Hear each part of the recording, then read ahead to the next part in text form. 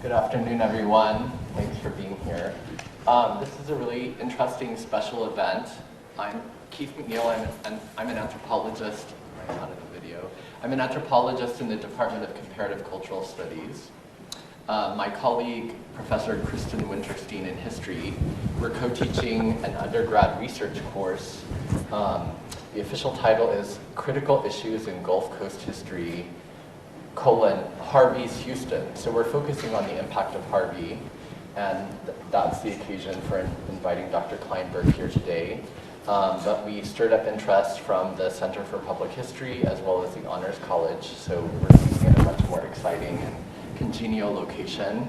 We have students from our course as well as the Honors College here and a few others, so just wanted to give some background to this event and welcome all of you from all of these different directions. I'm going to pass the microphone to my colleague, Professor Carl Lindhall, who is in the English department. He's a folklorist. He also spoke to our class a couple of weeks ago on the research he and his team have done on experiences of post-Katrina in New Orleans and narratives of resilience. So he's also an important component of this class initiative that Dr. Wintersteen and I have been engaged in.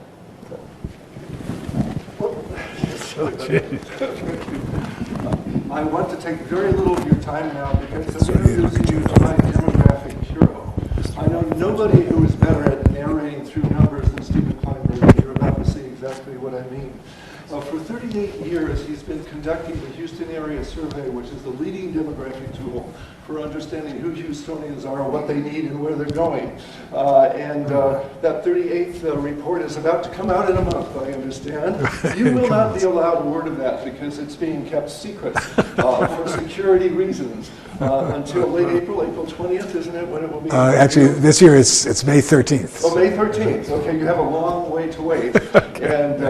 And Stephen is very unhappy not to be able to share that with you, but believe me, he does have 37 years worth of extraordinary data, and he will be speaking today on a talk. Well, actually, I have a slightly different title, but they all work. Prophetic City, Tracking Responses to Mounting Inequalities, Ethnic Transformations, and Severe Storm. Thanks. Thank you, Carl. Well, thank you all so much.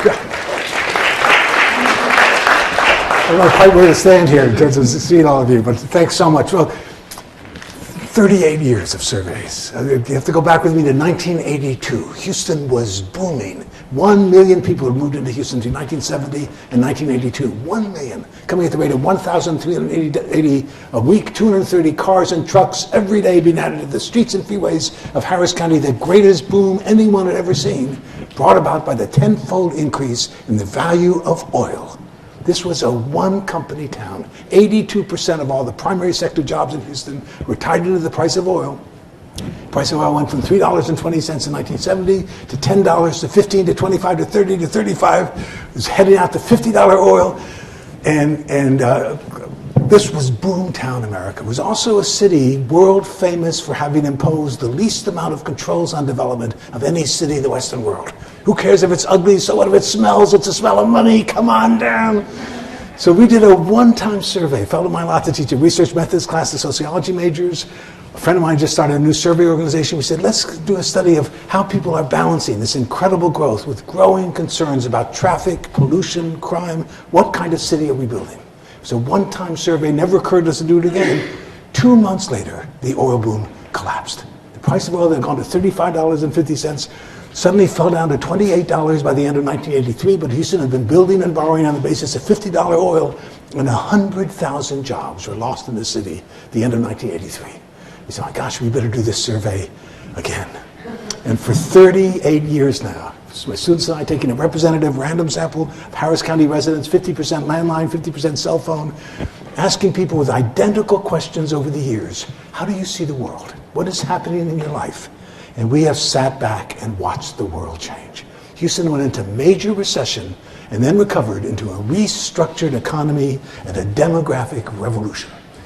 And these are the changes occurring across all of America, nowhere more clearly seen than in Houston. I want to touch toward the end of my talk about attitudes toward and concerns about flooding and the whole Harvey experience, but I want to put it in the context of truly extraordinary change. Nowhere in America do you see more clearly the transformations of this century than here in Houston, Texas. A new economy where the good blue-collar jobs have disappeared and education has become the critical determinant of a person's ability to earn enough money to support a family. Growing inequalities across America, particularly clear in Houston, predicated above all else on access to quality education.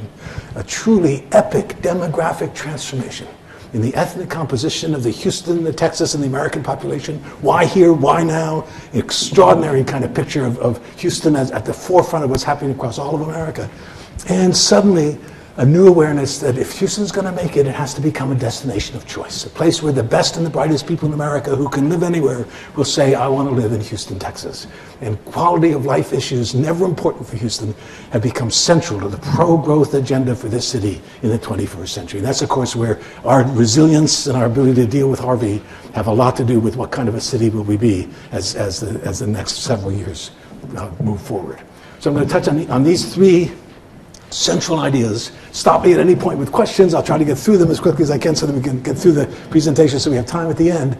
But I am, as an academic, we say in academia, I am now with book. The book is called Prophetic City, Houston on the cusp of a changing America. It's going to be published by Simon & Schuster. I promise them I'll get them a full, complete manuscript of the book by the end of this month, when I can incorporate the new data from this year's survey, and it will come out sometime next year. So it's finally, the working title of this book was once Making Sense of the 80s. And then I called it, well, Making Sense of Our Times. And now the theme is clear. And I want to show why Houston may be the most interesting and consequential city in America. This is where the American future is being worked out, for better or worse, as I'll show you in just a second. Okay. The new economy. Here is the 30 years after World War II. The United States emerged out of that war the sole economic power on the planet. All of our potential competitors were decimated by the war experience. The rising tide lifted all boats. The poorest 20% of American families more than doubled their incomes in the 30 years after World War II. The richest 5% doubled theirs. This was the era of big business, big labor, big government. 38% of the jobs in America were union jobs. The unions could negotiate with the corporations to ensure that workers shared in the prosperity of the companies. And the average American man, whatever his job, literally doubled his income, making more money every year between 1950 and 1970. Those were the years when we celebrated the stay-at-home housewife mother in suburbia.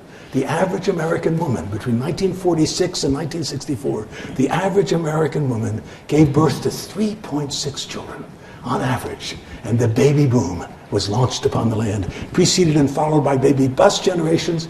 So for 30 years, there's been this bulge going through the American system. Demographers talk like a pig being swallowed by a python.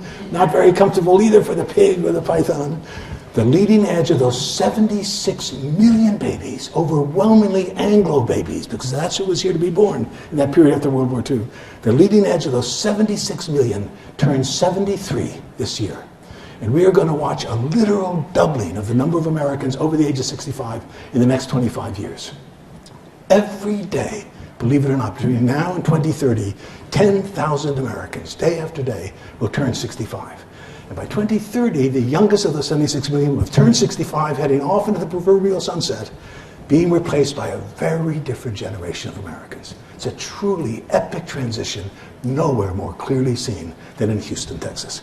I'm going to have to sit here. I've got this funny leg that keeps going to sleep on me.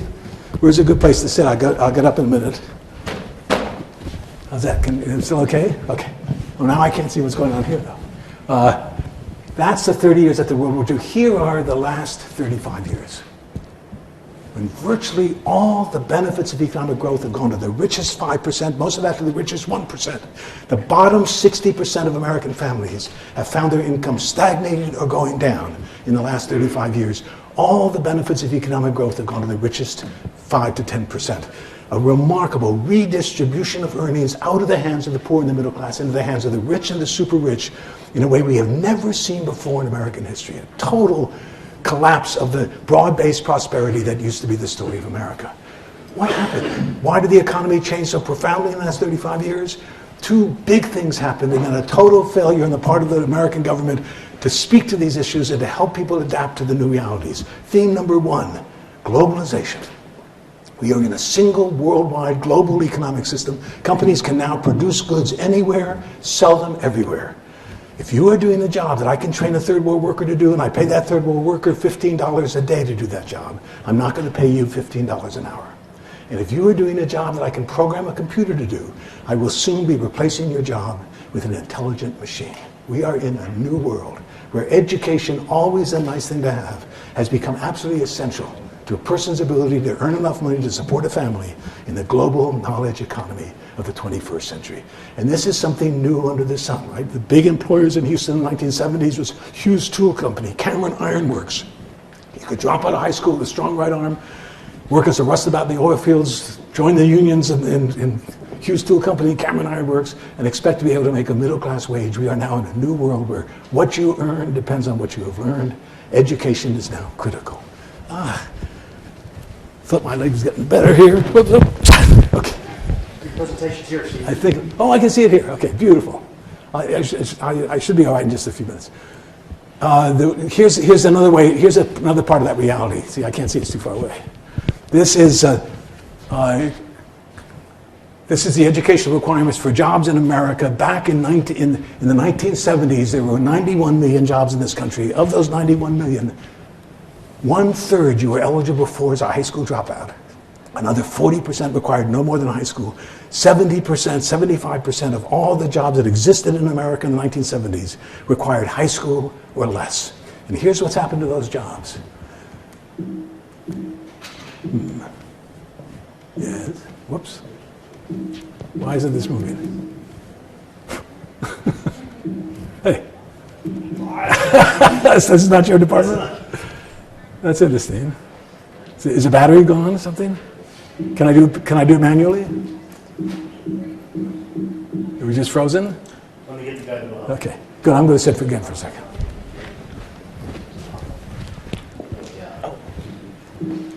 Yeah, you can tell it's frozen. Remind you later. Yeah.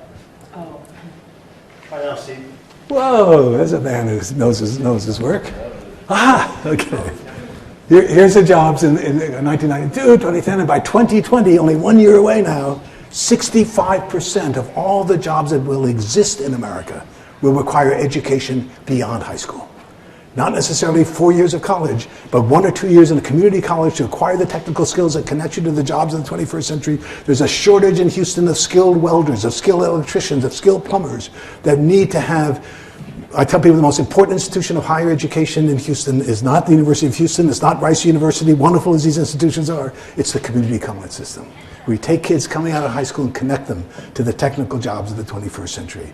Those jobs now require more than a high school diploma to qualify for the jobs. If you have no more than a high school diploma in the Houston or America of today, and you don't have special skills as an actor or an artist or an athlete, and you just say, put me to work, America, I'm ready to work my tail off and do exactly what I called on to do, you're not going to find a job. And if you find a job, it will not pay you enough to support a family. The only way to improve the lot of the poor in the America of the 21st century is to invest in their skills, to ensure that they are prepared to succeed. And it's a tremendous challenge in Houston and America, and Texas especially, because you didn't need education to make money in Texas.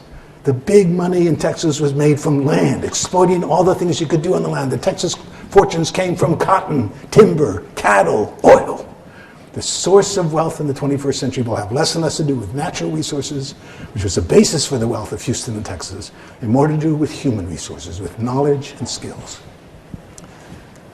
And the public understands that. So we asked this question last year. We said, in order to get a job that pays $35,000 a year, so it's a well-paying job, sort of, at least a job that will support a family, you have to have at least 1 or 2 years of education beyond high school. And the general public understands that, and it was 54 to 46% saying, I agree, you've got to get education beyond high school. I fight a losing battle with people who say, if only those African Americans and Latinos valued education and understood its importance the way the Anglos and the Asians do, we would have no problem, everyone would get the education they need. So I can break this down by ethnicity, and here's what you find. US-born Anglos uniquely believe there's plenty of jobs out there for anybody willing to work hard.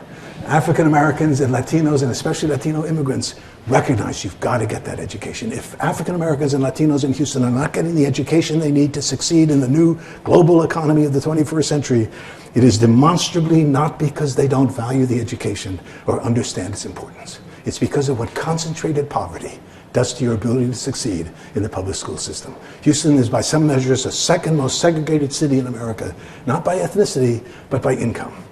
Pockets of concentrated affluence and advantage and pockets of concentrated disadvantage. And it's the central challenge for this city as we build the workforce of the 21st century. And here's the dominant fear that all of us have about this city as it moves into the 21st century, is what's happened to education. So we tracked all the folks who started 8th grade in the fall of 2006 in Region 4 schools, which is the 28 school districts that surround Harris County. So this is not inner city, this is not HISD, this is all the schools in the greater Houston metropolitan area. 75,000 started 8th grade. 56,000 got a high school diploma, so already 25% have dropped out of high school. In a world where dropping out of high school without those special skills is condemning you to poverty for the rest of your life, unless you can acquire those skills at some point as you go forward.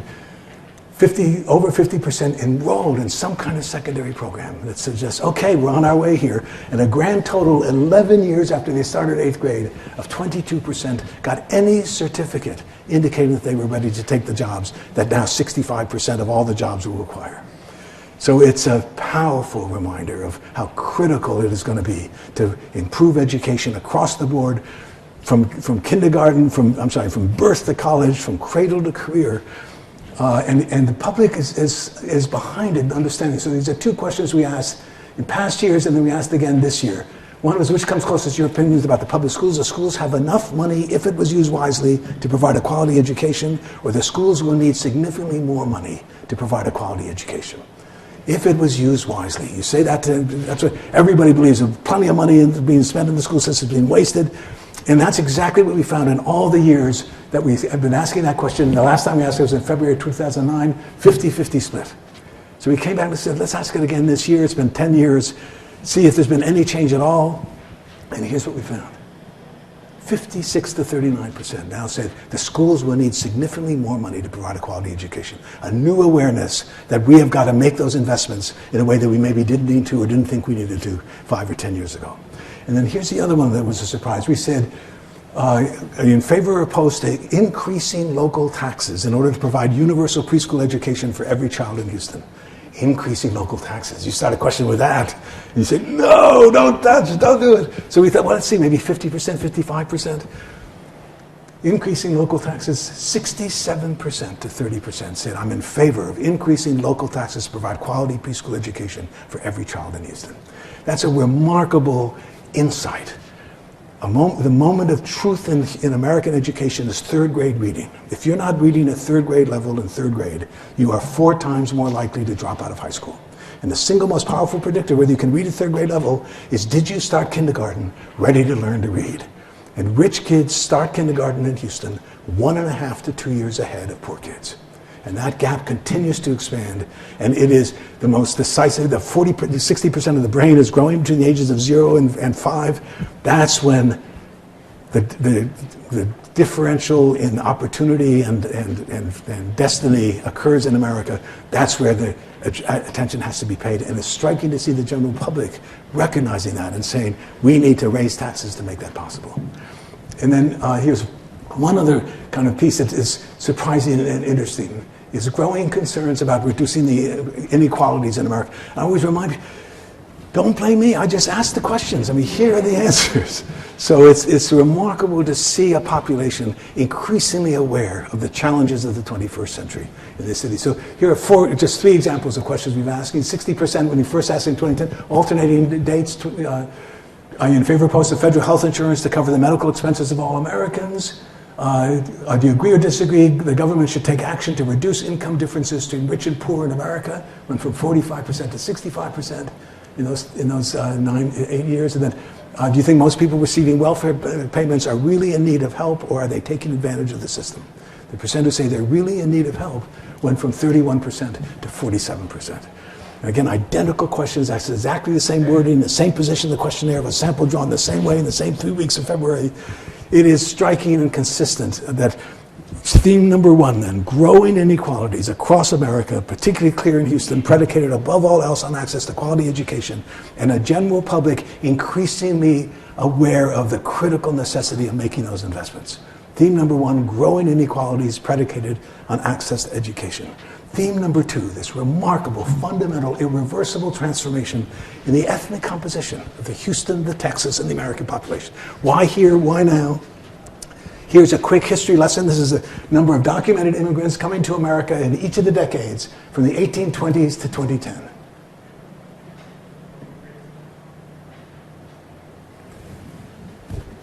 The fundamental story of our lifetimes is this epic transition between 1492, when Columbus sailed the ocean blue, and 1965. Between 1492 and 1965, 82% of all the human beings on the face of this earth who came to American shores, 82% came from Europe. Another 12% were Africans, originally brought here as slaves to serve the Europeans. There was a handful of Chinese and Japanese working as farmers and laborers in California and Hawaii. This nation was an amalgam of European nationalities, deliberately so. We were operating under the last 40 years of that period, between 1924 and 1965, under one of the most viciously racist laws the U.S. Congress ever passed, the National Origins Quota Act. And it came out of the great anti-immigrant racist backlash that accompanied the last great wave of immigration, the third wave, when 15.9 million immigrants poured into America between 1890 and 1914. 15.5 million coming from Europe, but not coming from Northern Europe. They were coming from Southern and Eastern Europe, and they weren't Protestants, they were Catholics and Jews, and they had no history of democracy, and they're coming to take our jobs and destroy our country. We've got to stop them. And in 1924, we enacted this incredible act that said from now on, only Northern Europeans will be allowed to come to America. It's interesting to hear echoes of this once again in our time.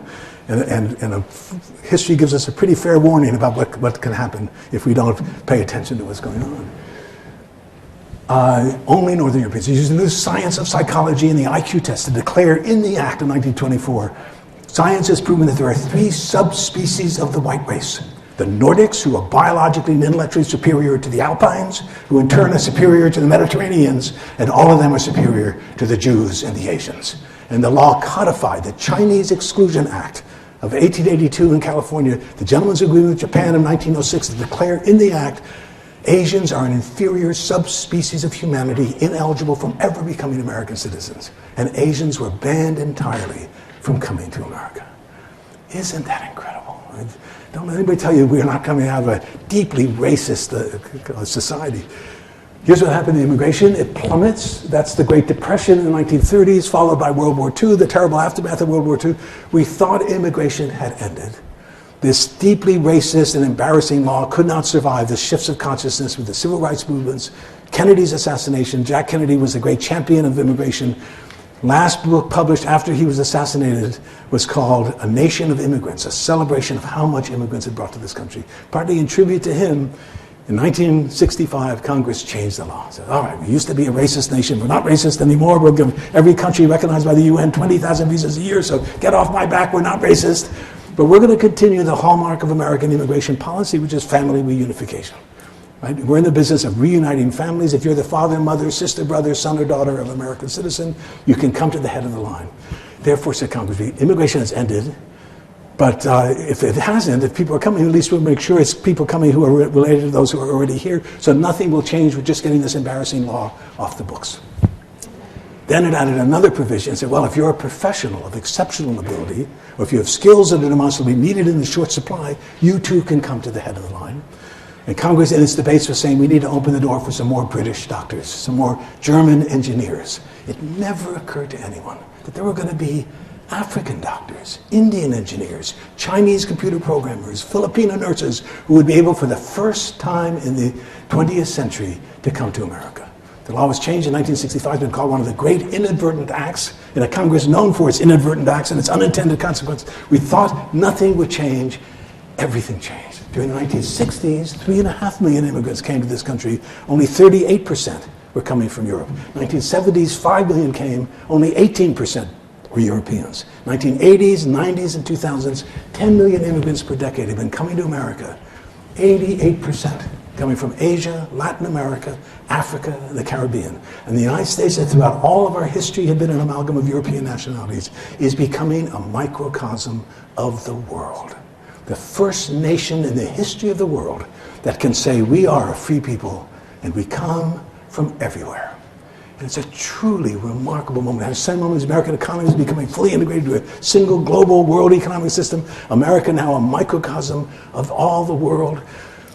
Really a remarkably interesting moment for all of us as we watch this country and this city go through this process. Immigration, of course, is network driven. You go where you know people, you have a cousin who can help you find a job, so it's not happening at the same rate all across America. The big immigration, oops, here we go again. Ouch. What was the magical thing that, Keith, what did you do? You did it. Last time there was an error message that wasn't showing there and it was only showing there. Okay, beautiful, thank you. New York is, of course, the big immigration capital in terms of sheer numbers, followed by, whoops. I think there's a battery problem here. Yeah. Followed by Los Angeles, Chicago, Miami, followed right after Chicago by Houston, San Francisco, San Diego, darn it. There's nothing I can push to make it move? No, we've got to keep going. No. I want to see Boston, I want to see Atlanta. Come on.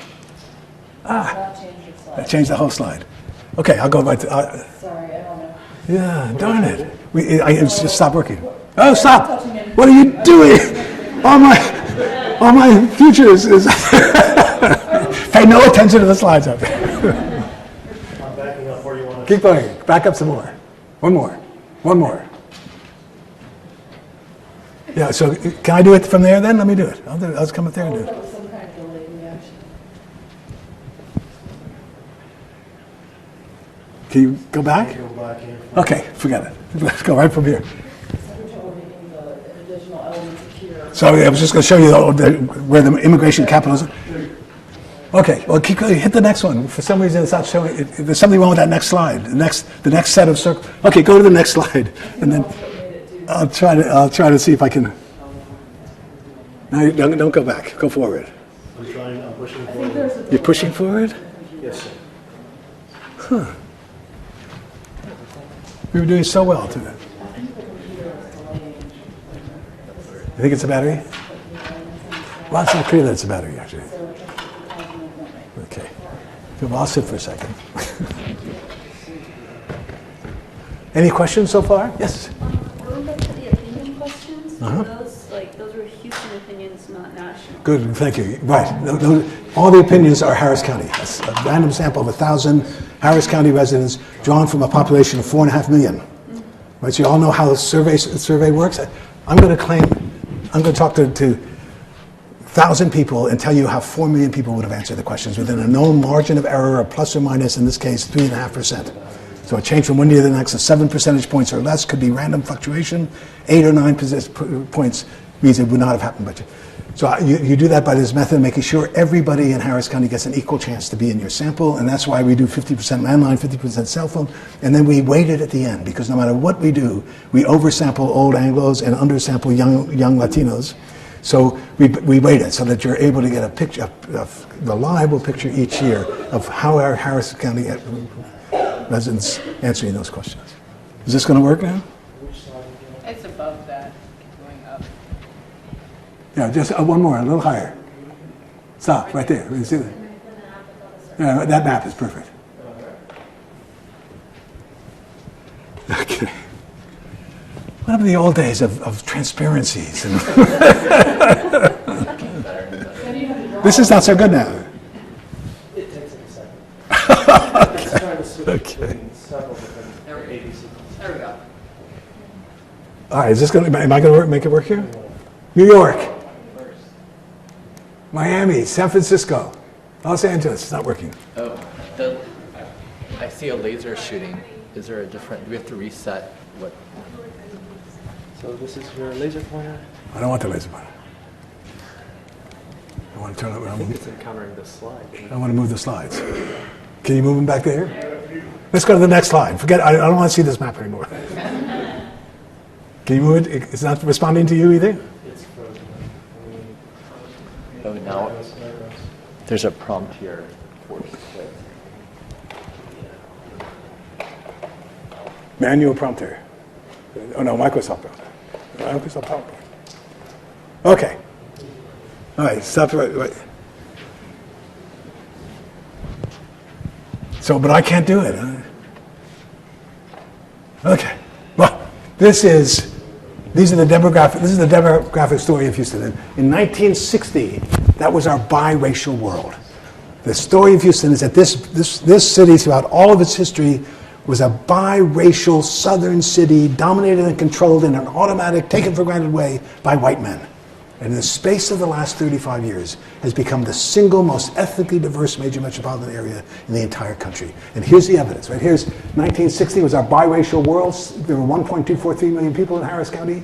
74% of us were Anglos, 20% African Americans, 6% Hispanics, less than 1/2% were Asians. During the oil boom years of the 60s and 70s, it was Anglos pouring into Houston from everywhere else in the country. This is where the jobs were. By 1980, Houston had become the 4th largest city in America, having surpassed Philadelphia, still an overwhelmingly Anglo city. After the oil bust of 1982, 37 years ago, the Anglo population of Harris County stopped growing. And all the growth of this, the most rapidly growing city in America, all of it has been the influx of African Americans, Latinos, and Asians. And we watched this biracial city become the single most ethnically diverse city in the country. Anglo population drops. Gradually, the African American population doesn't look like it's growing, but it's in fact growing at 20% per decade, keeping pace with the population as a whole, fueled by African and Jamaican immigration, fueled by the great remigration of middle-class African Americans who had gone to northern cities in the 20s, 30s, and 40s, coming back to southern cities. Atlanta first, Houston second, African American population keeping pace, and surging populations of Latinos and Asians. And by 2016, the most recent data we have, Harris County is now 42% Hispanic, 19% African American, 31% Anglo, 8% Asian. No city in history has been changed as dramatically, as irreversibly, as suddenly as Houston, Texas. Just think how different the story of Houston would have been had we not become one of the great magnets for the new immigration of the last 35 years. Houston would have lost population. We would have had the same fate as other major American cities across the country that are losing their status as major cities because for 35 years they stopped growing. Philadelphia, Baltimore, Pittsburgh, St. Louis, Detroit, Cleveland, Cincinnati, Buffalo. Instead, Houston's one of those vibrant, rapidly growing cities in America, tremendous entrepreneurial economy, last city to go into recession, the first one to come out, purely because of the tremendous energy, vitality, commitment to hard work of immigrants pouring into the city from Asia, Latin America, Africa, and the Caribbean. No city has benefited more from immigration than Houston, Texas. And it is ironic, but I guess not surprising to see anti-immigrant attitudes in Houston, as I'll show you in a minute, when you think how different the story of Houston would have been. And here's another way to envision this, see if I can make this work. This is, there's nothing doing. Can you move it forward?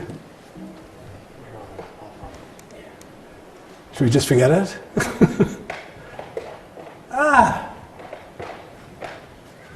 Just going to show you a lovely picture of Harris County over 5 decades.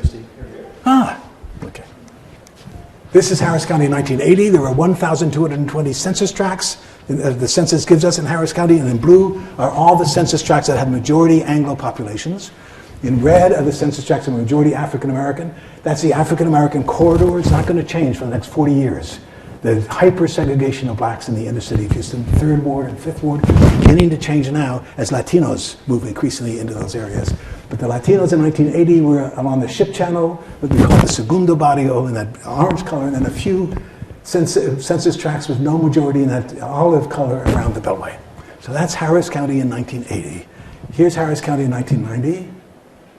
Surging populations of Latinos heading north and east. More and more counties now with no majority around the Beltway.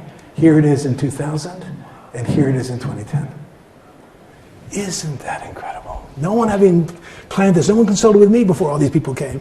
Houston finds itself at the forefront of the demographic transformation that is occurring across all of America, nowhere more clearly seen than in Houston, Texas. And here's why we claim that Houston is the most ethnically diverse city in the country. How do you measure the ethnic diversity of a population? The best way, there are several ways. One is, of course, what's the population of Anglos and everybody else, and if the Anglos are lower in population, it's more diverse. Better way is what's called the entropy index. How close does a population come to 1/4 Asian, 1/4 Latino, 1/4 African American, 1/4 Anglo? Most ethnically, and by that measure, Houston and New York tie for the most ethnically diverse metropolitan areas in the country. Here's the Houston division. Here's where all the other folks are. So two quick things to point to. Number one, this demographic transformation is occurring everywhere. Every major city that is succeeding because immigrants have poured into those cities. But Chicago has way too many Anglos. Los Angeles has way too few African Americans. Miami has way too few Asians. Houston and New York is where there's a greater equality. Houston is where the four communities meet in greater balance, greater equality, all of us minorities. All of us called on to build something that has never existed before in human history.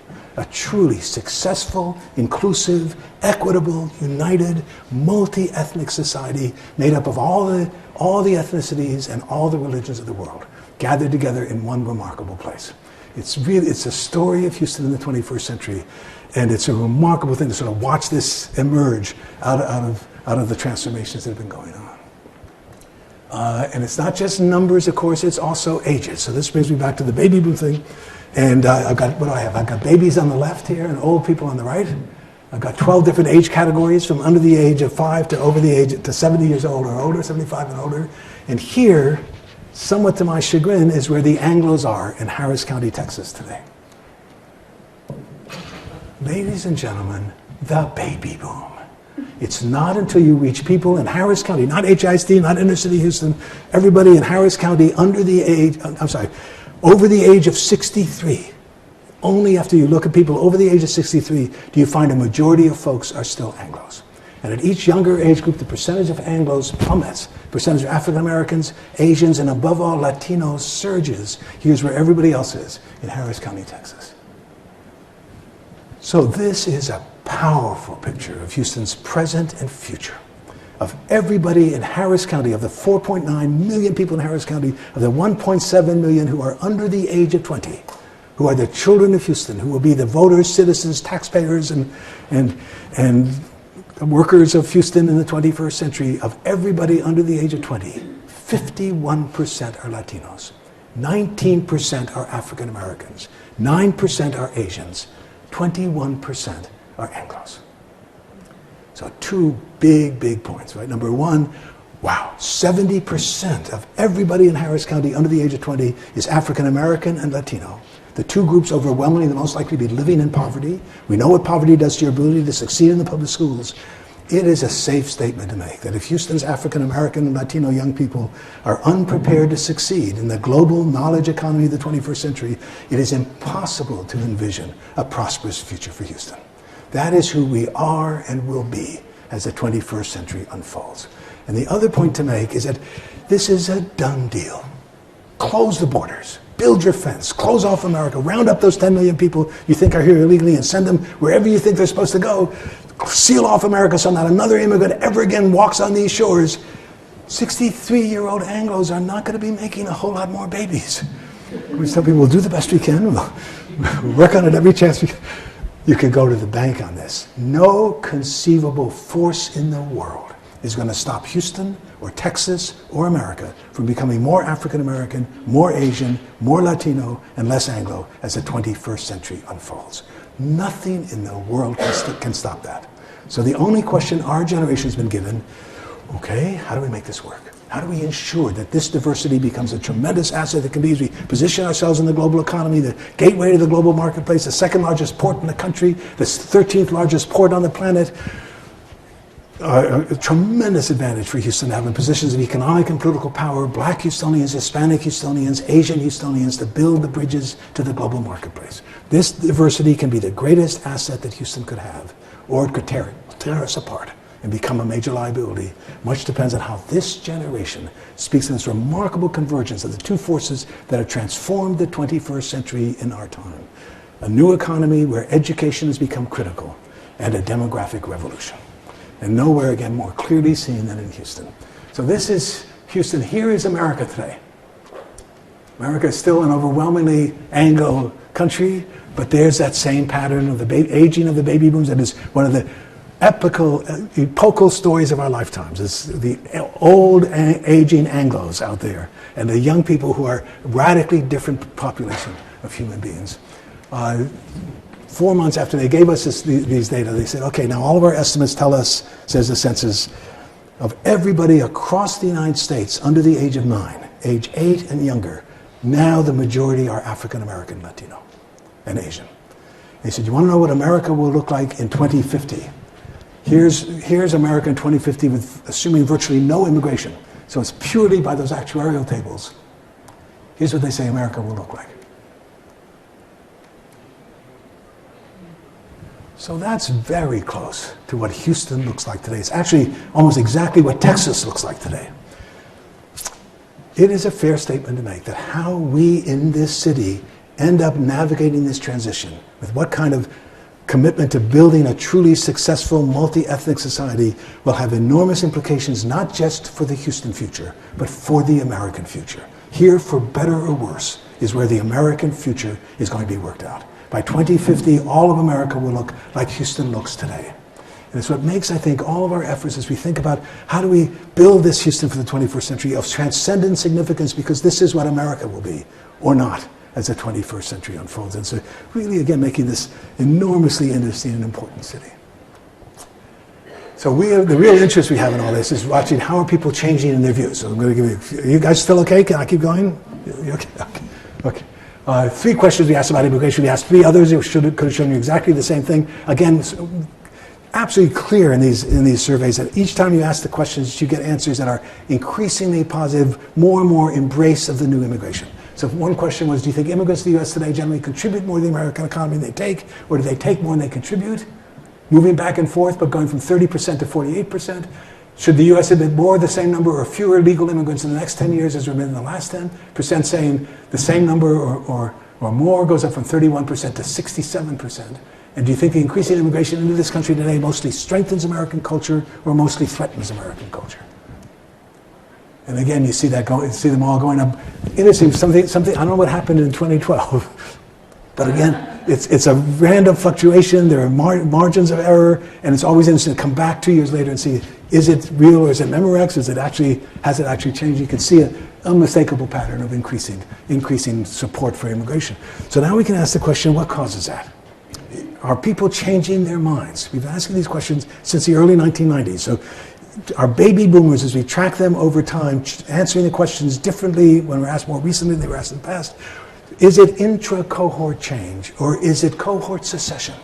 Is it younger Anglos coming up into the world with different views than older Anglos? And so we can ask those questions, and here's how we tested it. So first one was baby boomers. So this is all people in our surveys born between 1946 and 1964 who were asked those questions in each of those 4 different time periods. And here's what you find: no evidence of more progressive views when asked more recently than earlier on either of these, but there is a clear pattern here. On the U.S. should have been more, the same number.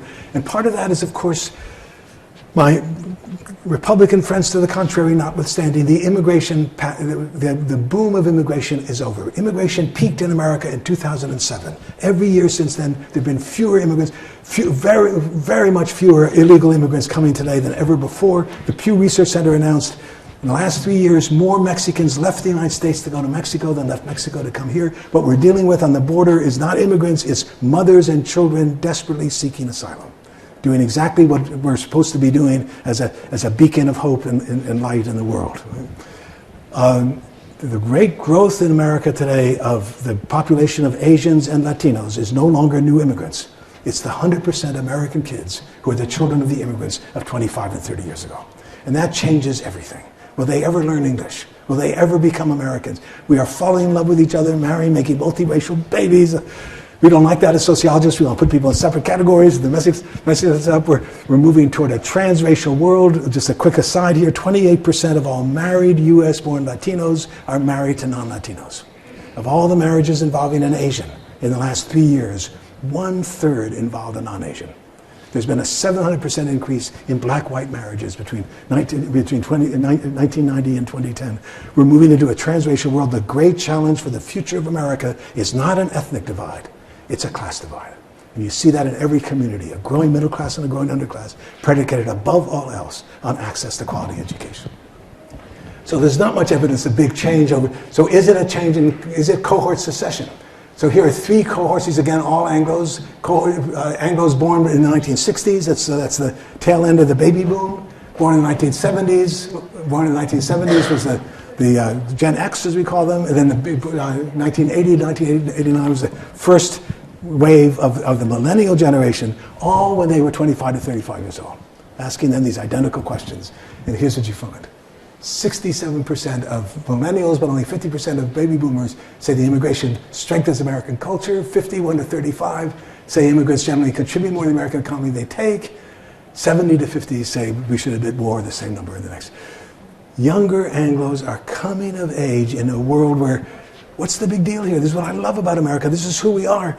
Taking for granted what we older Anglos are struggling to accept. And here's one other piece of evidence for this from our surveys. We asked Anglos, we asked everybody, this is the Anglo answers. Have you ever been involved in a romantic relationship with someone who's not Anglo? And Anglos under the age of 40, 58, 61% said, thank you for asking. Yes, indeed, I have. Here it is for Anglos 40 to 60. And here it is for us older Anglos. I'm afraid the hearts are going to get a little smaller. A powerful reminder that we older Anglos grew up in a different world. The world of the 1960s and 70s was simply a different place than the world of the 1990s and 2000s. There's a law of human nature that says what I am familiar with feels right and natural, what I'm unfamiliar with feels unnatural and somehow not quite right. Every question we ask about comfort with diversity, support for immigration, shows this pattern among Anglos with age. Younger Anglos are just a part of this new world and embracing it and saying, this is who we are. While we older, so I always tell people you got to be gentle with us old Anglos. This is a big change in a short amount of time. But there's also room for a tremendous sense of optimism as we watch these patterns unfold. And it's not at all surprising to see this generational shifts at a time of such dramatic change as we've been watching and living in Houston over these years. Okay, so the third big theme is quality of life.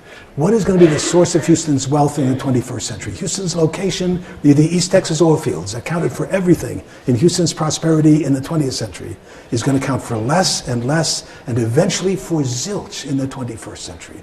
What will be the source of Houston's wealth? And the answer has something to do, we think, with the medical center, the largest medical complex on earth, biotech and bio-nanotech, with nanotechnology at Rice, superconductivity at U of H, bio-nano-infotech, bio-nano-info-envirotech. The source of wealth for Houston in the 21st century will have to do with attracting the best and the brightest people in America, working at the cutting edge of knowledge, able to put that knowledge into commercial ventures. The resource of the knowledge economy is housed between the ears of the best and the brightest people in America who can live anywhere. And suddenly, quality of life issues, turning Houston into a destination of choice, a place where people can live anywhere, will say, I want to live in Houston, Texas. A little bit of a stretch for us, right? Is central to Houston's prospects for success. This city has no prayer of being a major city in the 21st century if it is perceived by people outside Houston to be not only flat and hot for much of the year, but also ugly and dangerously polluted. And the business community is finally coming to understand that. Here are some wake-up calls. 3 wake-up calls. In October 7th, 1999, for the first time in history, Houston surpassed Los Angeles in the number of dangerously polluted days. When kids playing soccer at Deer Park High School were collapsing, when there was an epidemic of asthma attacks in all of the area hospitals. Headline in the USA Today newspaper was, Houston, cough, cough, we've got a problem, cough, cough. The headline in the LA Times on that hot and balmy day was, new smile capital of America declared. Houston suddenly became viewed as the most polluted city in all of America. The business community that had been fighting for 3 decades against any, even the lightest kind of effort to control air pollution in this city, 3 months later formed something called the BCCA, the Business Coalition for Clean Air, and brought a whole bunch of pressure to bear on their buddies in the petrochemical industries to bring down the pollution. We're still out of compliance in ozone, we're almost out of compliance with particulate matter, but we're no longer we're something like the 8th or 9th most polluted city in America. Wake up call number 2. We made a serious bid for the Summer Olympics in 2002, for the 2012 Olympics. We were opening a new light rail. It was connecting downtown to all these brand new state-of-the-art sports venues. We were going to turn the Astrodome into the largest fully air-conditioned, totally enclosed track and field venue on the planet. We were building new hotels, new restaurants. We got all kinds of kudos from the committee for much better planning and venues than any other competitor city. And Houston did not get a single vote when it finally came to decide who should be the host for the Summer Olympics of 2012. We said, my God, what happened? All these wonderful investments. Houston is ugly. Nothing but billboards and freeways. We are not going to bring the world's people to this kind of ugly city. Wake up call number 2. And Houston is not nearly as ugly today as it once was. I showed you some of those pictures before of all the ways in which Houston is reinventing itself. And the third big wake up call is today, right? It's the whole question about Hurricane Harvey. Are we going to respond to this hurricane in a way that makes the city more resilient, more beautiful, greener, or are we going to allow our ideologies of minimum regulations, of absolute confidence that no matter what, the free enterprise system always gets it right, interfere with our ability to address these issues? And the story in all of this, my favorite theme in this, is that it's not a question of alternatives to growth, but of alternative ways of growing. How do we grow this city in a way that makes it a more attractive, a more beautiful, a city better positioned for prosperity in the global knowledge economy of the 21st century? And here's a reminder of why we flood so easily, right? These are the main bayous in Houston. This is a flat, muddy, from the beginnings, when we first settled this godforsaken, mosquito-infested swampland, everyone was talking about these storms, these rains are destroying us. We're the flat, spread-out city. I'll show you a picture of how spread out we are in just a minute.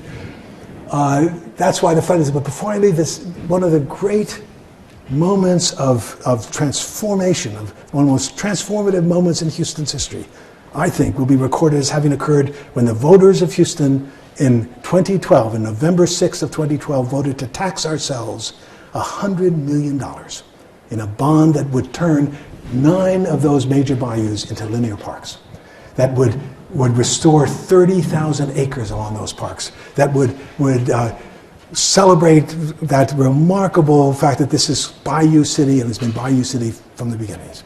And those bayous were concretized in the cheapest possible way by the Army Corps of Engineers to serve as drainage ditches for our flooding problems. That's what we did down here. No one thought of these as amenities of any value.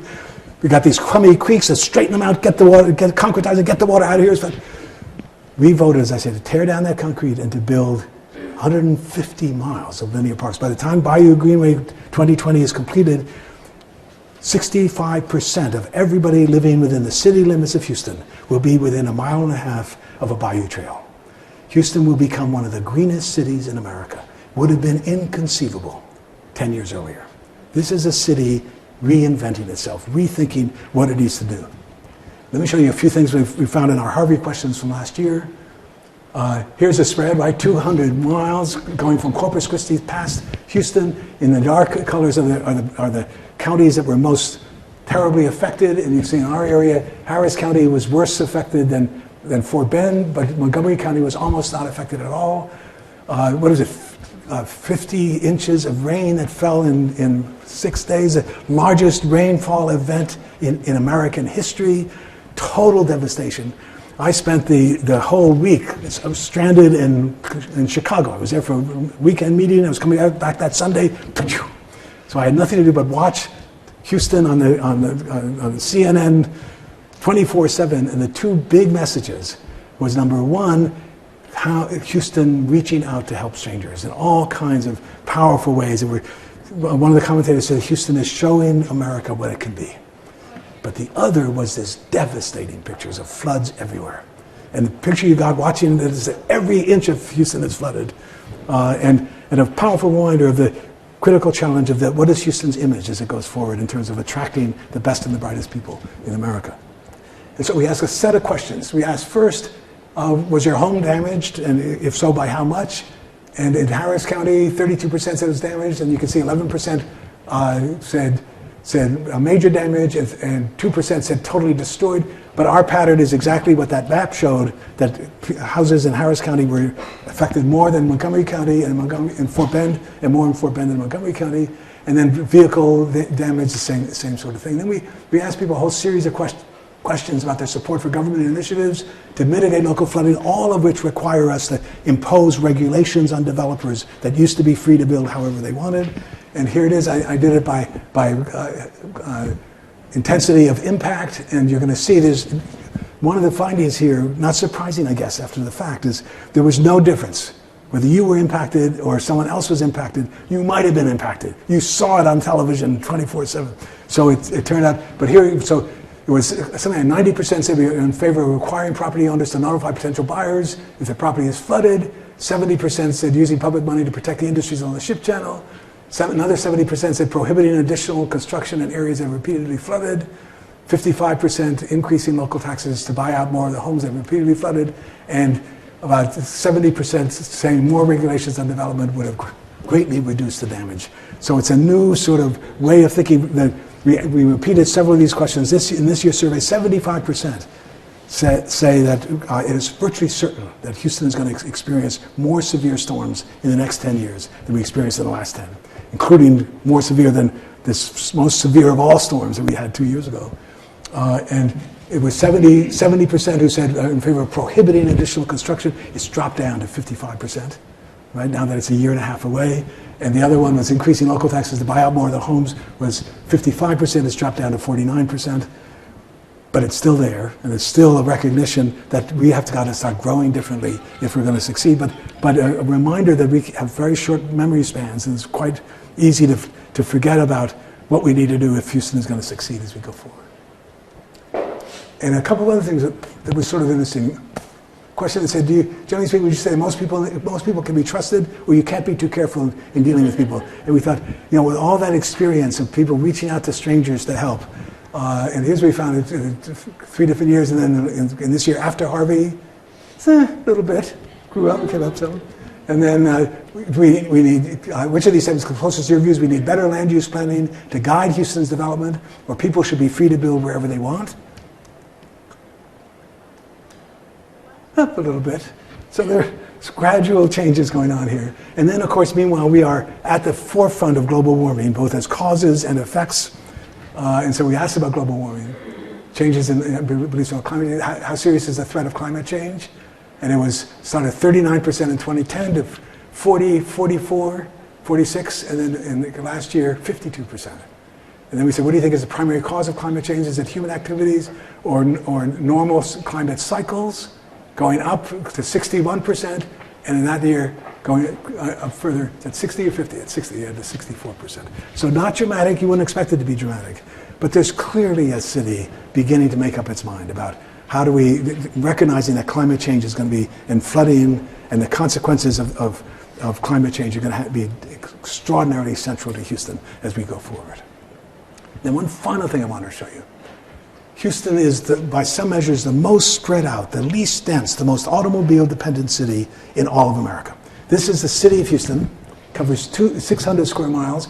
Up there, the upper right-hand corner is Kingwood, bottom right-hand corner is Clear Lake. Last 2 annexations, we're not going to annex anymore probably because that was a devastating experience. But the city of Houston covers 600 square miles, has a grand total of 2.2 million people. 600 square miles. You know how big that is? You could put inside the city limits of Houston, Texas, simultaneously, I kid you not, the cities of Chicago, Baltimore, Detroit, and Philadelphia. Those 4 cities cover the same geographical space as the city of Houston. And they have between them 5.5 million people. The city of Houston is 2.2 million. A friend of mine, Philip Lopate, who used to teach creative writing in Houston 20 years ago, still some truth to it, said, what's striking about Houston is almost wherever you are, you think you're at the edge of town. It's less true today than it used to be, but that's sense of just the open spaces and leapfrog development. And here's the greater Houston metropolitan area. There's Harris County. There's Fort Bend County, southwest of us. I mentioned Fort Bend County, we think, may be the most ethnically diverse county on the planet. Fort Bend County today is 20% Asian, 24% Latino, 21% African American, 34% Anglo. You can't get much closer to one-fourth than that. Fascinating to see, and also very upper middle class, highly educated, but very much a microcosm of the world. And then there's Montgomery County in the right on top of us, that by some measures is the third most Republican county in America. So we've got a nice variety of folks. That greater Houston metropolitan area covers 10,000 square miles. That is almost as large as the entire state of Massachusetts, and considerably larger than the state of New Jersey.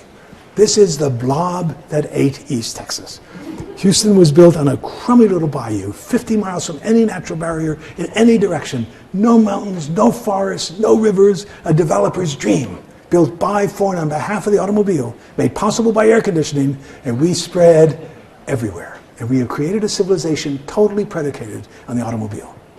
We've been asking people in our surveys, if you could live anywhere you wanted, any way you wanted in Houston, what would you prefer? Here's my last set of 2 other questions to show you. Questions in alternating years. We asked about what kind of neighborhood would you like to live in and what kind of house. A single-family residential area or an area with a mix of developments, including shops, workplaces, and restaurants. And it's a 50-50 split. In fact, it jumped up from 2 years ago. It jumped back down to 50-50 in the survey this year. So it's 50-50. And then what about this one? What kind of home would you like to live in? A single-family home with a big yard where you would need to drive everywhere you want to go? Or a smaller home in a more urbanized area within walking distance of shops and workplaces? And it's a 50-50 split.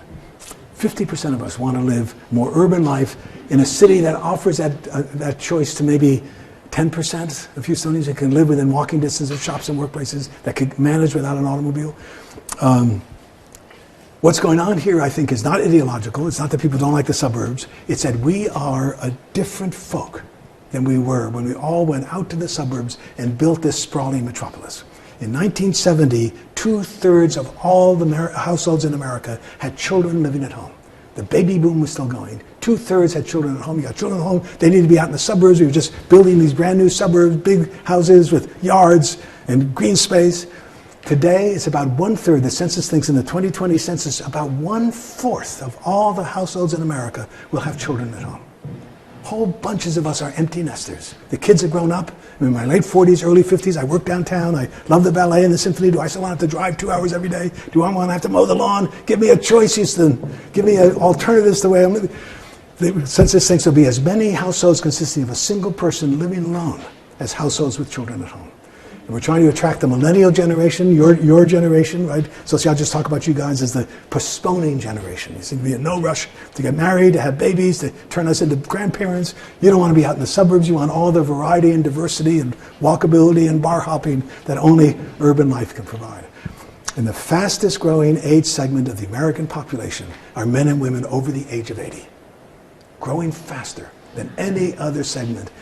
And we have not seen anything yet. As that baby boom generation turns 73, starts moving into senior status, I'm not sure I want all those 85-year-olds driving everywhere in Houston, Texas. So we are self-consciously as a city and as a population within the city reinventing ourselves, rethinking what do we need to do to position Houston for prosperity and success in the very different world of the 20th century. And the surveys have been really interesting to sort of surprising to see the degree to which the Houston area residents, when you ask them in the privacy of their homes, how do you see the world, are embracing the diversity, are committed to improving resiliency, improve the public schools, reduce the income inequalities, strengthen the region's amenities. The real question, I tell anyone who will listen, area residents are more prepared today than ever before in 38 years of surveys to support serious initiatives to reposition this city across the board on a variety of areas, including what you guys are focusing on here in flood resilience and building a better and more successful city to position the region for success at the time of economic, demographic, and technological transformation. Really remarkably, one of my friends said to me, what these surveys have done is to show us that we are better than we thought we were. And there's some truth to that. I mean, you look at our policies, our public policies, and they're terrible compared to what people at least tell us in increasing numbers what they would like to see. So thank you very much. Great pleasure to be here. Thank you. Did I talk too long? Almost too long, but not quite. Questions, thoughts, other questions? Does this jive with your experience? Yes, ma'am. Did you take into consideration people of mixed races, like biracial people in your Yeah, as I said, we don't like this. We ask people, and we have them on the phone, right? So we ask them, are you Anglo, Black, Hispanic, Asian, or some other ethnic background? If they say, I'm several backgrounds, we have one follow-up question that says, well, which ethnicity do you feel closer to? And if they again say several, we say, okay, and we check them off as other. And then we look at Black, White, and Latino difference. But that is a really, as I was mentioning, a really powerful thing. And the reason why the socioeconomic divide is more powerful than the ethnic divide in America is the fact that the one demographic that is suffering the most in this country, the one demographic in America whose life expectancy has dropped in the last 10 years, who are dying of what economists call the diseases of despair, suicide, drug addiction, obesity, smoking. It is white men with high school educations or less, living in small town or rural areas across the country, finding themselves totally cut off from what is happening with a public policy that has totally failed to address those issues. But and that's a big reason for the Trump wins in those pockets of Pennsylvania and Wisconsin and Ohio. But a powerful reminder that it's a class divide, and it's not. We have not been able to help people who are falling behind in the transformations that are going on in the American economy to help them acquire the skills they need to compete in this new economy. It's going to be the great question as we go forward. Yes. How do we balance in your mind anyway, the need to have more amenities, the quality of place, with the need to invest in some more basic services, such as our education system, our healthcare system, particularly to balance some of the income inequality? Because what I see right now is that many of those quality of place resources are going into the same areas over and over, where wealth already is concentrated. And also where political power is concentrated. Certainly. So we're actually reinforcing the economic distinction between different parts of the city. That's the great, and same thing, we all rejoice looking at people are back to the city movement, we're filling in those interstices, where middle class folks are coming back into the city and bringing their purchasing power, we're going to get rid of all the food desert. What's going to happen to the poor folks who get displaced because the cost of housing goes up? Are we going to, and there is no way that the free enterprise system can address that, because developers make money building for the rich. They don't make money building for the poor. You've got to have programs that assert, no, we insist that that when you're building and we give you a permit to build it, you've got to have a certain number of affordable units. And we're going to give vouchers to people so that they can manage to pay those increased rents. Otherwise, you've got that gentrification could be such a great thing for the city, but end up being a disaster. Well, and that's interesting. I'm sorry, I'm going to the affordable housing thing. No, because I'm thinking about the 3 recent cases where developers are trying to build affordable housing in apartments and they're being stopped because neighbors don't want them. Think the Fountain View project, the most recent project in Garden Oaks. In India, no, for sure. I'm sorry, yeah. But I'm going to end this book, I think, saying something like the jury is out. It's not yet clear that Houston is going to be able to have the willpower to make the collective decisions that we need to make if we're going to succeed in the long run. Right? But it's what a fascinating. But it is clear that this is where all of America is going to be, and we're there first. And we have a real responsibility, it seems to me, to find ways to show the rest of the country this is what America can be in the 21st century. Because all of America is going to look like us.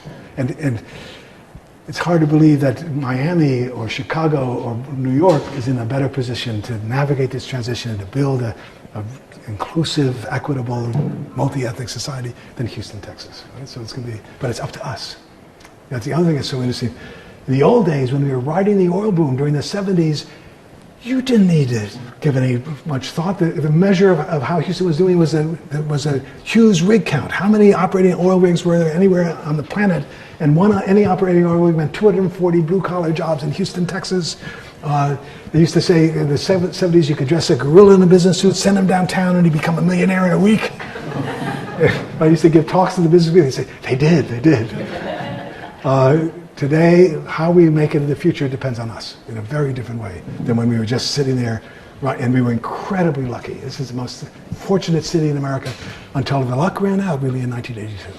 And Houston then emerged out of that that was the worst regional recession of any part of the country at any time since World War II.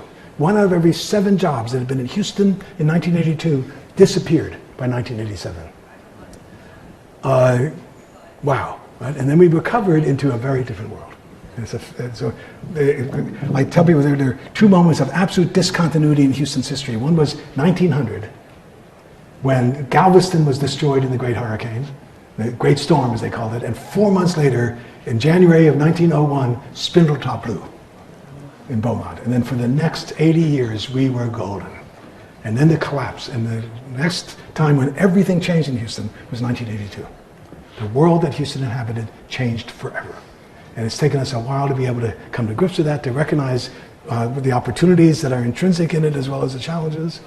And it's not surprising that we still have echoes of what worked so well for Houston during the oil boom years, right? Nothing fails like success. It's very hard to get. So the real dilemma in Houston is people all understand these issues. They nod their heads when we talk about them. They were aware of these challenges. We're not doing anything about them. I sat for 5 years on the board of Early Matters, which was an effort initiated by the Greater Houston Partnership to bring together all the different agencies in the city that were addressing early childhood education and say, okay, let's see how we can together make universal preschool available for every kid. 5 years, wonderful discussions, great attention paid to central issues. Not a single child got preschool 5 years later that would not otherwise have gotten it. We just haven't, and we're bankrupt in our. We can't raise the property tax. We can't raise the sales tax. We've got all these resources, and we're not figuring out how to put them together. That's the challenge. We need you guys to be thinking creatively about how do we go about doing this. And one of my arguments too is that every business in this city ought to adopt a school. And we're watching this massive growth in what is called the young old, right? We still think you're old and you're supposed to retire at the age of 65. Well, we chose 65 as the age of retirement back in 1907, when 6% of Americans lived to the age of 65. We said, well, my gosh, you make it to 65, you deserve to be taken care of by the rest of us. So those couple of months you had to go fishing or to sit on your porch. It's incredible expansion. You reach 65 in good health, you have a quarter of your life ahead of you. Sociologists talk about the young old. You don't get to be old until you're in your late 80s, early 90s. Enormous potential there of people with great energy, vitality, wanting to give back to their communities. If we're not going to throw money at these people, at these issues, let's find a way to throw people at these issues. And that's going to be a part of that. The other thing I tell my students, you graduate from Rice or U of H, the age of 21 or 22 or 23, you have 60 years of vigorous adult life ahead of you. What are you going to do with those 60 years? And the old idea that I grew up with, the one life, one career imperative, you're going to decide what you're going to do at the age of 20, do that nonstop full-time until you're 65, and then retire with a pension. That's not the 21st century. We think your generation will have 4 to 5 career changes. Not just a change in job, but you're going to go back to school and acquire new skills. Jobs will disappear, new jobs will open up. You are condemned to lives of continual learning. And you're condemned to lives of insecurity, but also of tremendous opportunities for continued growth and challenge. But there it is. 21st century is a different place on a variety of dimensions. Yes, sir. I have a question about judge, the Farmer County judge in Harris County, and also the Fort Bend County judge, Abear. They're both former, by the way. Part of this book, this wave you're talking about. But both of the issues of both counties are the fact that if you looked at the unincorporated area of Fort Bend County, it'd be the 5th largest city in the United States. Of Harris County. Of Harris County, right. I mean. And Fort Bend has a similar situation. Yes, about to hit 1 million That's people. a big problem because I don't want people aware of it, but if you don't have city codes and city ordinances, counties cannot take care of a lot of those type of problems. How does that fit into what you're seeing? Oh, good for you. No, it's all, the city grew in a totally different place, in a different way, in a different era, and now has to reinvent itself for the 21st century. Ed Emmett is now my colleague at the Kinder Institute, and that's his assignment. We went to graduate school. Oh, no kidding. Yeah, that's great. But he keeps telling us all the time that this is the fifth largest city, and it's all these buds that have no ability to meet the needs of folks, and more poor people are living out in the suburbs, so they're getting some of the same problems. And how do we address these things? We've got to have regional governance. Just a point. I've been trying to bring, I'm director of public administration program here at graduate level, but I've been trying to stress that issue. I can't get anybody interested in it except for the county judges, Nobody seems to care. So that's going to be a long-term problem, though. And pretty soon, in 10 to 15 years. Right, and it ties into something also that we never believed in government. We still don't believe in government. So I don't care I don't want to know who the government is. I don't want them out of my life. Now we're coming to recognize there are critical roles for government to play, right? And Houston isn't going to make it left to its own devices and just each individual trying to get as rich as they can for themselves without some broader sense of collective responsibility. Nor are you ever going to deal with the externalities like flooding and so on that come from that sort of effort to maximize individual profit. So we've got to figure out a way to get through that, and you can see it happening. You can see that in our surveys. More and more people are saying, we need to do something about the growing inequalities. We need to raise taxes to ensure that every child gets preschool. And it's that sort of thing that may play out successfully as we go forward. Other questions, thoughts? Am I doing okay? Am I holding you too long? I got 10 more minutes. What was the quote about alternatives and growth? Oh, I love that quote from John McNeal, who was a professor. There used to be a program on the study of the future at U of H, and especially at Kerr Lake, and he was one of the key leaders in that program. It's not a question of alternatives to growth, but of alternative ways of growing. So that leads me, that's my segue. So do you see any genuine, sort of seeds of or signs of the latter happening in Houston post-Harvey? Or do you think that there has been a short attention span and maybe we're just sort of rushing? So, that's a great question. Part of it, that's the jury is out. We'll have to see it is interesting to see some drop off in support for these initiatives a year and a half later instead of 6 months later.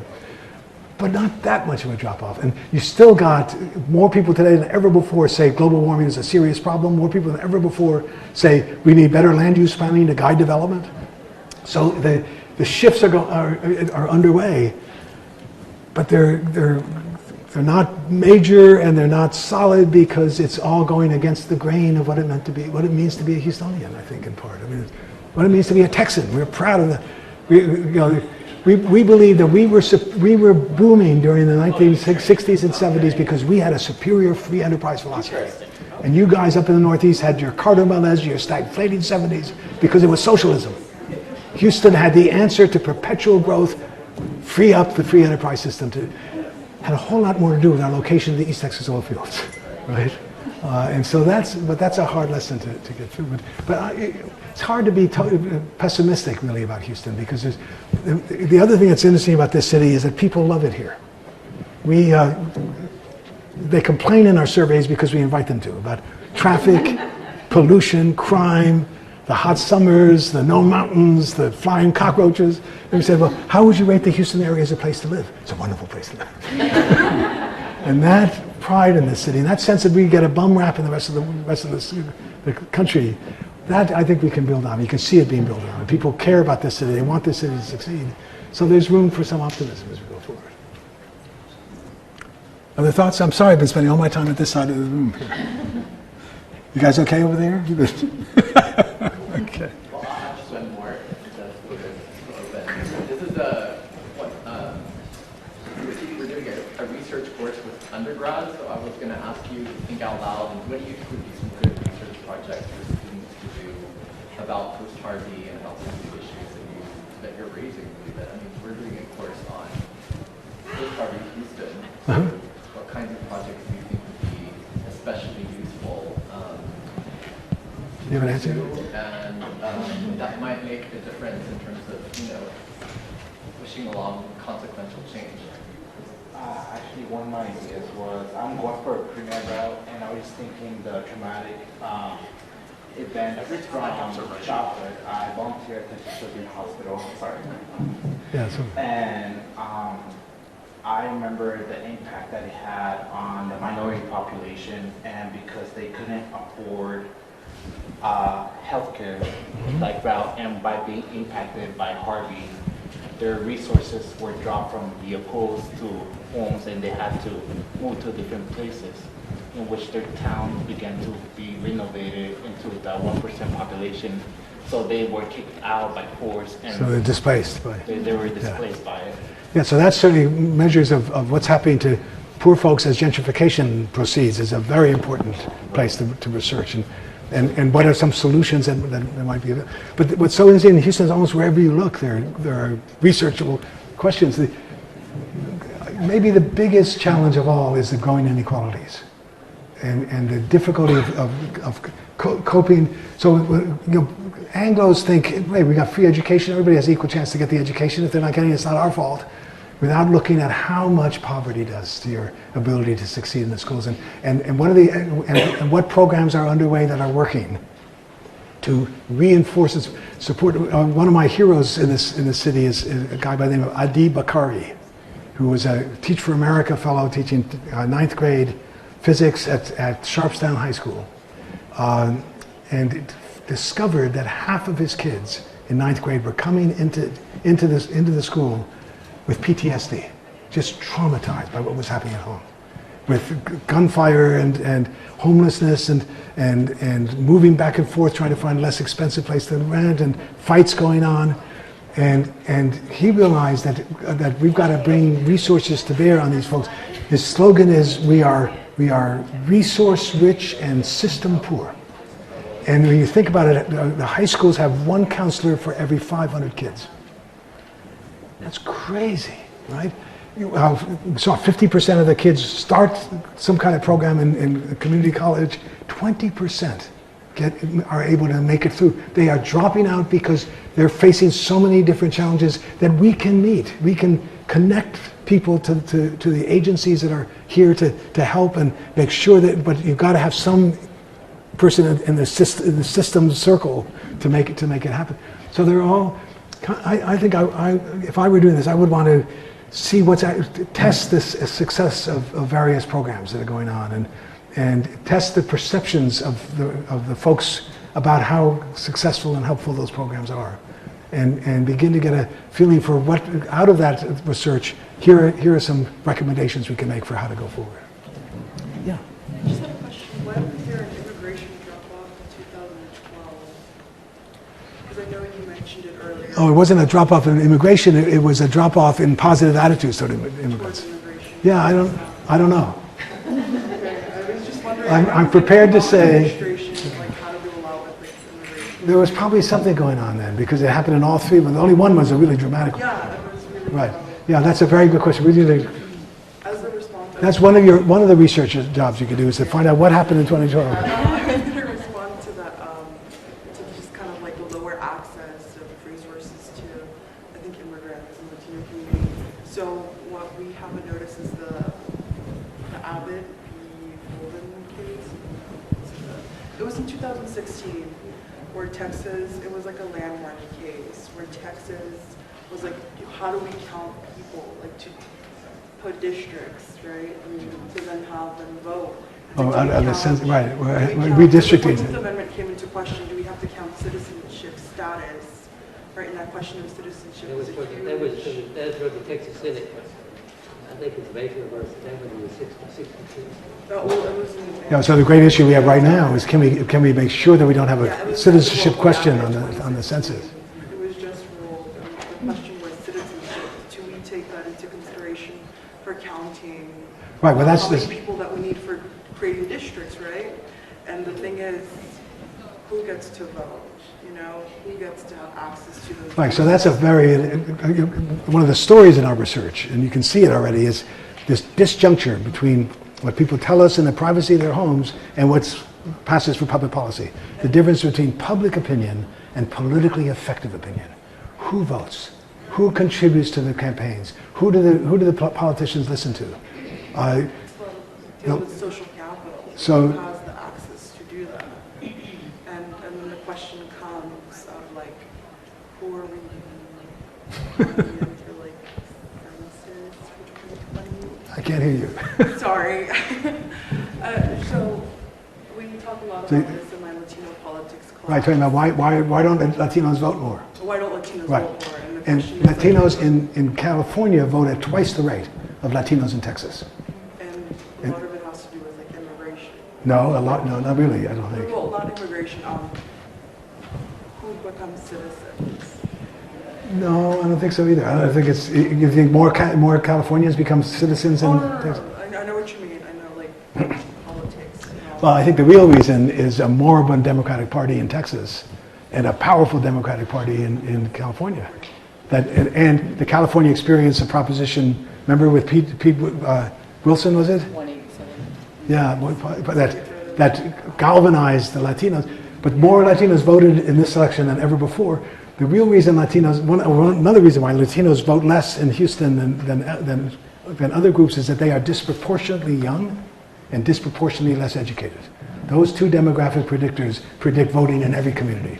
Wealthy, older Latinos vote at the same rate as wealthy, older Anglos. Right? So it's really, that's a big part of it.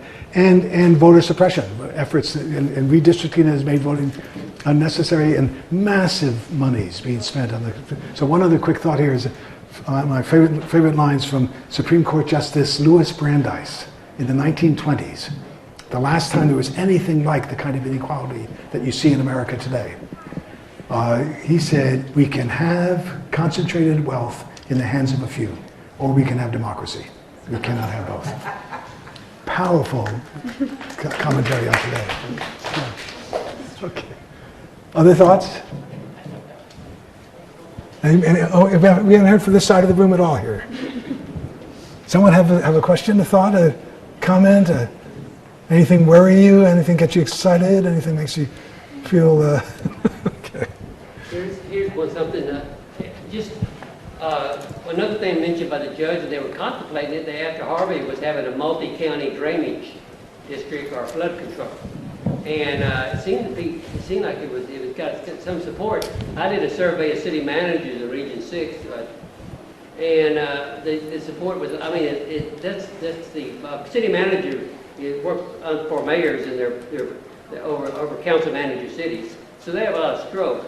And they were about... You got professionals running the city. And they were saying 55, 50, 60%. That would be a good idea. That was the only thing they went for of the different choices. Right. Was a multi-county drainage district. So that's something maybe worth studying. Yeah, well, as we're saying, Ed M is very clear that we've got to find a new mode of governance if we're going to move successfully into the 21st century. But it is going to be very... I mean, I tell my Republican friends, you guys are crazy not to be reaching out to Latinos. You know, and I mean, the demographics are so powerful. There's something, psychologists study something they call the psychology of inevitability. And that sense of what's coming. Well, the interesting thing about the psychology of inevitability is that once I become convinced that something is happening in my life and in my city that I would not have chosen, that I'm not happy about, but there's nothing I can do to stop it, it triggers a rethinking in the human psyche. Maybe this is not such a terrible thing. Maybe we can make money off of this. Maybe we can make it work. And you can see the city, I think, increasingly recognizing that. And Republicans are increasingly recognizing too. I mean, you can only ride this aging Anglo bubble for so long, and then you've got to reach out. And Latinos are natural Republicans in many ways, in terms of, but they're also natural Democrats. So it's we need to see how that plays out. If Republicans ever lose Texas, it's almost curtains for Republicans, right? Because they're not going to win California anymore. They're not going to win New York. You know, in Texas, you start out with the three biggest states and 2/3 of the way to the election. And smart Republicans are understanding that and realizing we got to just stop being the anti-immigrant party and be the opportunity party or something that can make sense. It'll be interesting to watch how that evolves also in the next period of years. Thank you. Okay, thank you guys so much. Great pleasure to be here. Thanks.